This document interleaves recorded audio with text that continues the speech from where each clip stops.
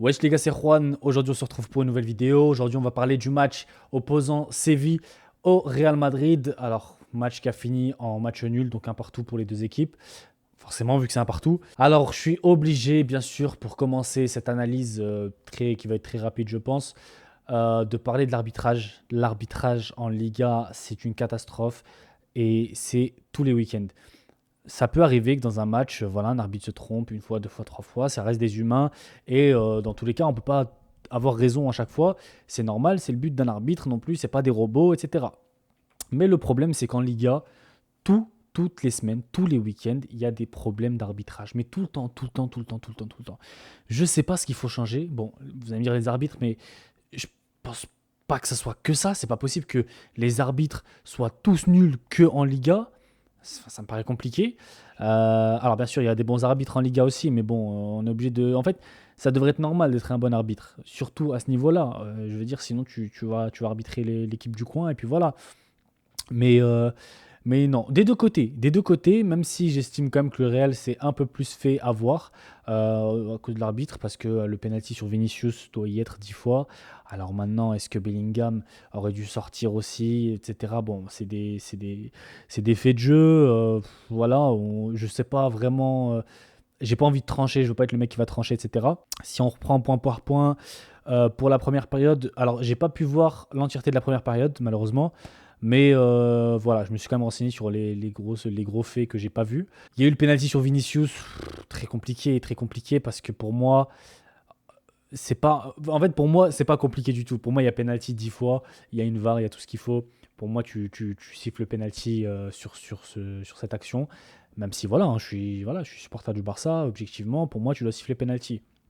Alors, c'est bien quand même, je fais une parenthèse, je fais une grosse parenthèse en tant que supporter du Barça, c'est bien que le Real vive ça, au moins qu'ils comprennent un peu pourquoi. Parce que je voyais beaucoup sur les réseaux sociaux des Madrilènes nous dire ouais mais arrêtez de pleurer, vous pleurez à chaque fois, vous pleurez à chaque fois. Et ben au moins vous comprenez ce que ça fait de pleurer, vous comprenez ce que ça fait l'injustice, et voilà.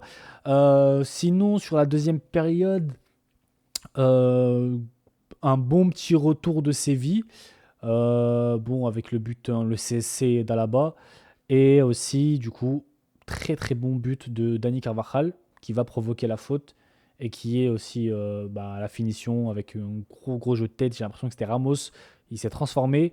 En parlant de Ramos, cet homme est officiellement le pire ennemi du Real Madrid.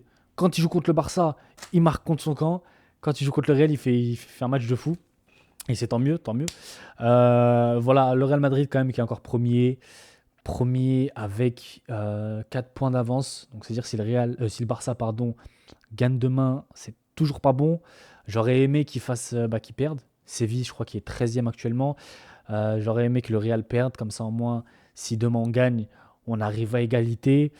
Ça va être compliqué d'aller chercher cette Liga, mais ce genre de match, au moins, peut nous faire garder espoir, si je puis dire. On a vu un Bellingham plus, euh, plus dans le dur que d'habitude, dans le sens où quand il n'a pas ses buts, quand il n'a pas son but libérateur, on ne retient pas grand-chose de son match. Voilà, c'est l'analyse que je me fais. Il y a eu beaucoup aussi de tension sur ce match. J'ai l'impression de voir une finale de Ligue des Champions. Ça s'embrouillait, surtout il y avait du Ramos, il y avait du Rudiger qui rigolait un petit peu des situations. Il y avait aussi du Vinicius qui s'est embrouillé, je crois avec El Nessiri. Je suis pas sûr, j'ai pas trop compris leur embrouille. En fait, j'ai du mal à parler du contenu du match sans repenser à l'arbitrage qu'il y a eu. Pour moi, c'est un scandale, comme j'ai dit, des deux côtés. Il y a eu des grosses erreurs des deux côtés. Alors forcément, l'erreur la plus significative qu'on a envie de parler, c'est le penalty, mais j'en ai déjà parlé. Mais voilà, les cartons non sortis, les fautes qui sont pas sifflées ou qui sont peut-être sifflées injustement. C'est épuisant, c'est épuisant. Et quand on voit l'état de la Liga actuellement, quand on parle du fair play financier à tout va, que Tebas met des bâtons dans les roues au club qui essaye de s'en sortir, ça devient hyper compliqué. Il y a un moustique qui tourne. Je ne sais pas pourquoi il y a des moustiques encore à cette période de l'année. Bref, donc j'espère que la Liga, maintenant que ça touche au Real Madrid, ces erreurs d'arbitrage, j'espère que la Liga va faire quelque chose. Euh, Si je peux revenir sur un fait aussi que j'ai apprécié, alors apprécié en tant qu'analyste, parce que en tant que supporter du Barça, j'aime pas ça, mais Kepa, franchement, Kepa, il fait un bon match. Difficile de lui en vouloir sur le but, forcément, c'est comme ça, franchement, qu'est-ce que tu veux faire? Mais, euh, mais il fait un bon match. Il fait un bon match. Kamavinga qui fait pas une très bonne entrée. Et puis voilà, j'ai pas non plus de joueur qui plie le match du siècle.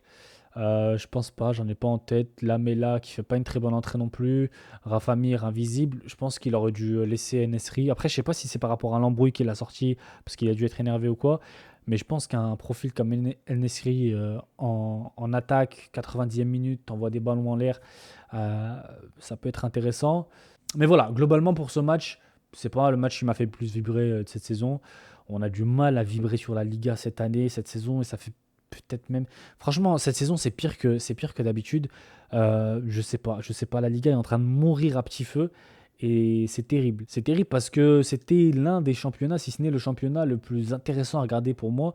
Genre, je kiffais regarder la Liga. Maintenant, dès que je me mets devant un match, je dors. C'est compliqué, je dors. Et le pire, c'est que ça fait pas que dormir. C'est que quand ça dort, bah, tu dis, bah, c'est le niveau de jeu. Donc, la Liga peut rien y faire, même si, bon, bien sûr, des fois, quand ça bloque sur des transferts, etc., je me dis que ça peut y faire. Mais c'est surtout quand tu vois les erreurs d'arbitrage, quand tu vois toutes les polémiques qu'il y a, que ça soit quand on commence sur le fair play financier, on part sur le racisme, ensuite on enchaîne sur les erreurs d'arbitrage, ça fait beaucoup. Ça fait beaucoup. Euh, donc voilà, j'espère que la Liga vite se remettre sur pied parce que c'est un des meilleurs championnats de tous les temps et ça devrait le rester. Voilà les gars, sur ce, n'hésitez pas à me suivre sur Instagram, sur TikTok, j'ai un nouveau compte, mon premier compte il a sauté, voilà, 130 000 abonnés, disparu, il y avait aussi de l'argent sur le compte, mais c'est pas grave, bien sûr, on enchaîne, on n'en a rien à foutre, on calcule pas, si c'était arrivé, c'est que Dieu le voulait. Et donc voilà, donc nouveau compte TikTok, je crois qu'il s'appelle Juan 10 secondaire, je vous le mettrai en description. Et puis voilà. Ciao les gars, passez une bonne soirée et attention aux arbitres autour de vous.